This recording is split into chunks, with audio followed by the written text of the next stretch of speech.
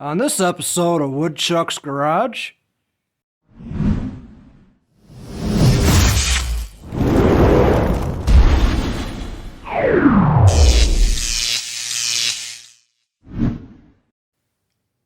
is your arm broke? Well, if you got one of these things, Envoy, Trailblazer, Bravada, maybe. Well, we got problems for sure. That shouldn't look like that. And this used to be part of this. It's no longer a part of that.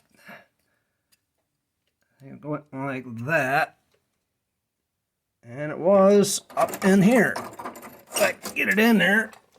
Get in there. Something like that. Gee, I wonder what the weak point was.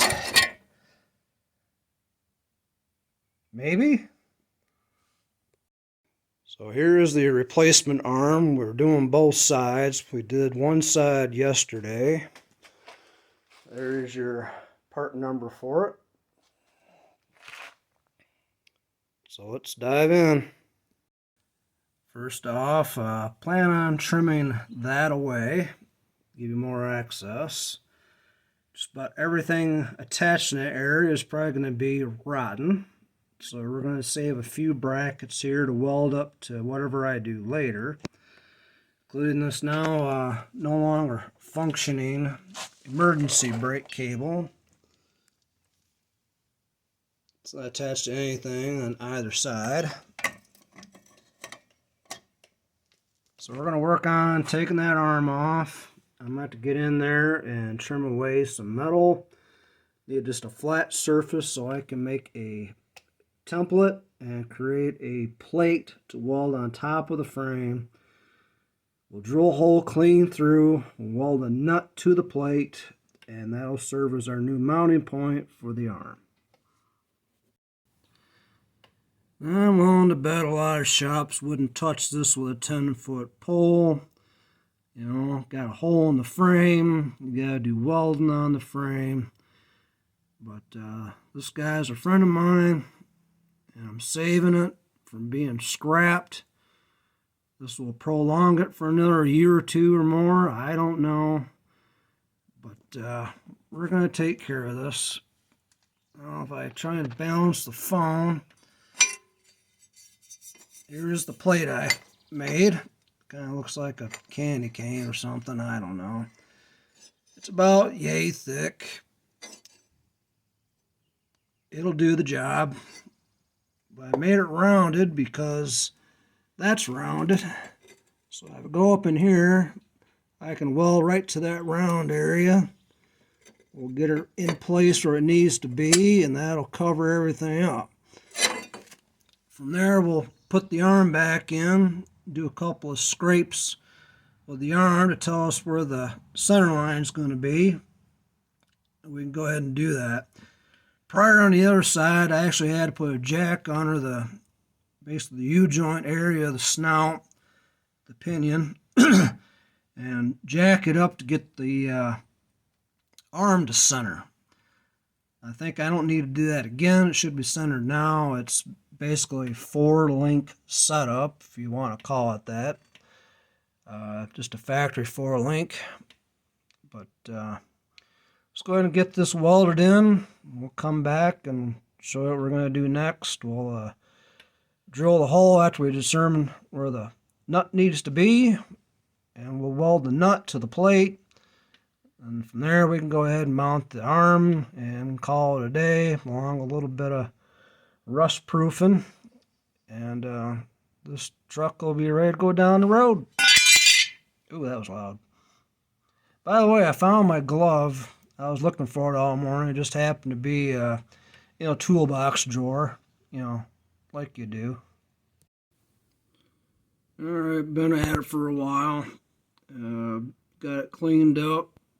Got the battery on the hook. Made a template. Already cut the steel. We're going to go ahead and fill up this hole that GM's pretty proud of.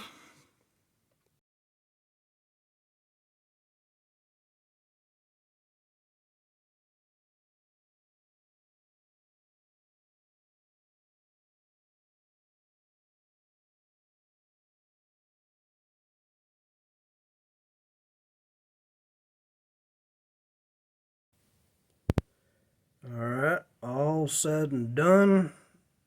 Even got a primer coat on there. Of course, I shouldn't have done that early because I still had to weld the nut to it, so I had to grind some paint back off. No big deal.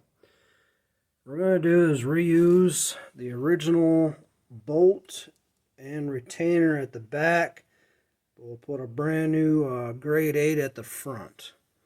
So let's go ahead and toss this in real quick. Alright, now what we're going to do is I fumble. Take a pen, stick it in there. We'll just rotate up and down.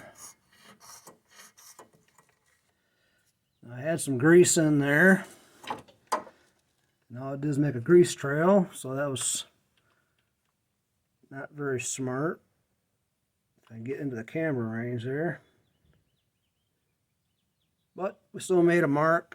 So I'll take that back out, I'll center it, we'll start drilling a hole. I just got to make a hole for the bolt to go through the plate. The nut will be welded on the outside. Alright, got the hole opened up, bolt goes through. I've already tested it, everything lines up nice. So here's the bolt and the nut.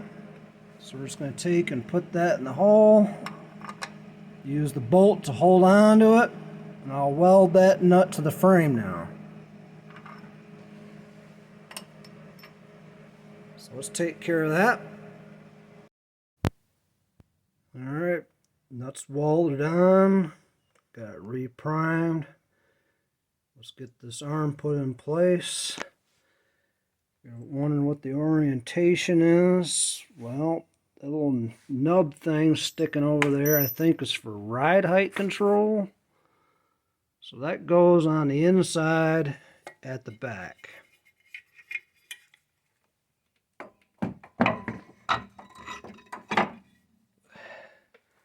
Again, we use the factory bolt in the back. Drop everything. Let me put that in, as I can only do this two hands, not one hand. Hold on a second. And at the front, I'm going to take the bolt. Everything laid out here. We'll do the lock washer, then a washer on the outside of the trailing arm.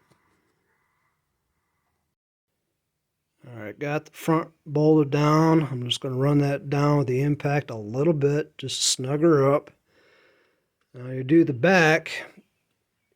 You almost need to keep that somewhat flush and then put the I don't know, goofy finger nut thing the factory uses on, and then run the bolt through it, because you can't turn it after that. It's designed to hit the axle tube and stop and just run the bolt in.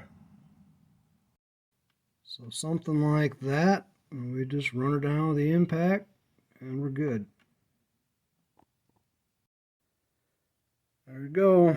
It's all cinched up, and we saved her from going to the scrapper.